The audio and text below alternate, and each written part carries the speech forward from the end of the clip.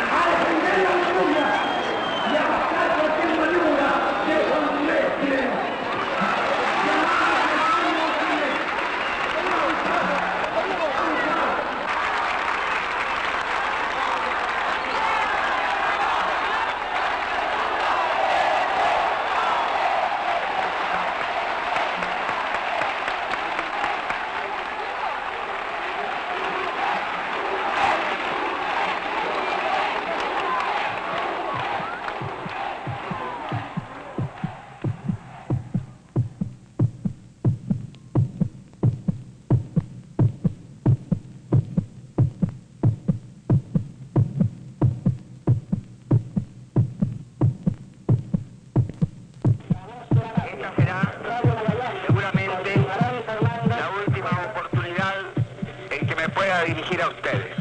La Fuerza Aérea ha bombardeado las torres de Radio Portales y Radio Corporación. Soldados de Chile, comandantes en jefe titulares y el almirante Merino que se ha autodesignado. Más el señor Mendoza, general rastrero, que solo ayer manifestara su fidelidad y lealtad al gobierno, también será nominado director general de Carabineros. Ante estos hechos, solo me cabe decirle a los trabajadores: yo no voy a renunciar. Colocado en un tránsito histórico, pagaré con mi vida la lealtad del pueblo. Y les digo, tienen la fuerza, podrán avasallarlo, pero no se detienen los procesos sociales, ni con el crimen, ni con la fuerza.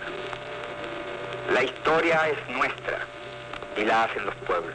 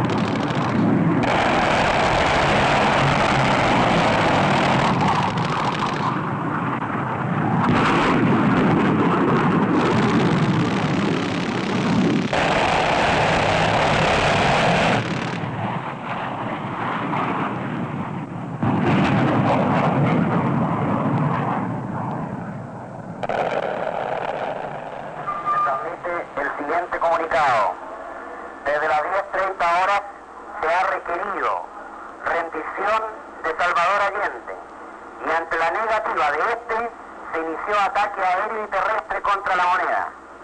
Con esta acción se persigue evitar derramamiento de sangre. Repito el comunicado. Desde las 10:30 horas de hoy se ha requerido rendición de Salvador Allende y ante la negativa de este se inició ataque aéreo y terrestre contra la moneda. Con esta acción se persigue evitar derramamiento de sangre. Firmado, Junta de Comandantes en Jefe de las Fuerzas Armadas y de Carabineros. Adelante, estudios. República de Santiago se transmite el siguiente comunicado.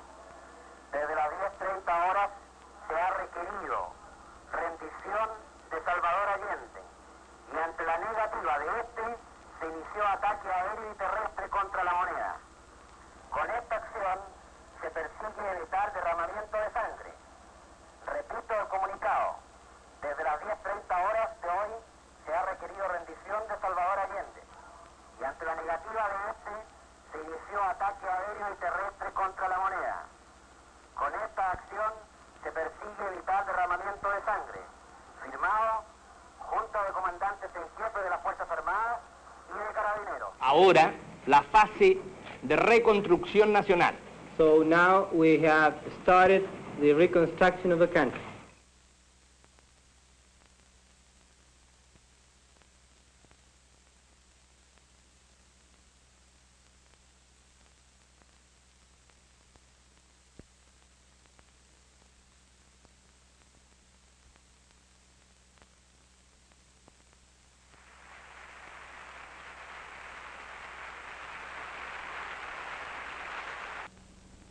During the 1960s, I was engaged in Latin America, working in operations for the CIA, in many of the types of operations which eventually came to light with regard to the Popular Unity period in Chile. I worked in Ecuador, Uruguay, and Mexico during the period from 1960 until 1969. Most of that time I was actually in Latin America working.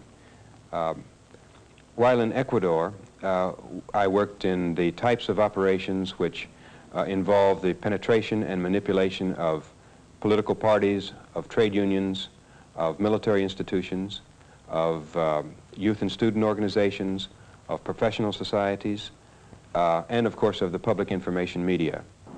My name is Joyce Horman. I'm the wife of Charles Horman, who was executed by the Chilean military after the coup in Chile in 1973. Sunday morning, 5-6 days later, he called, said he was in downtown Santiago and he was on his way out. He came out to the house and told me that in Viña he had met a lot of American military people who had frightened him very much because they were so pleased at the smooth operation of the coup. They warned him not to go back to Santiago because I think they said something like 3,000 people had been killed in the first week. He was worried about me and made special efforts to come back. The next day, he went down to the embassy to see about how we could get out of Chile, to see what was being done for American citizens. Since my visa had just expired, and there was so much emphasis on the fact that foreigners with improper papers should turn themselves in immediately. It was a very frightening thing. I did not go to the center of town with him that day. I went out to do the shopping because after 7 days of not being allowed out, of course, there was nothing to eat in the house. I also went to see about some friends to see how they were.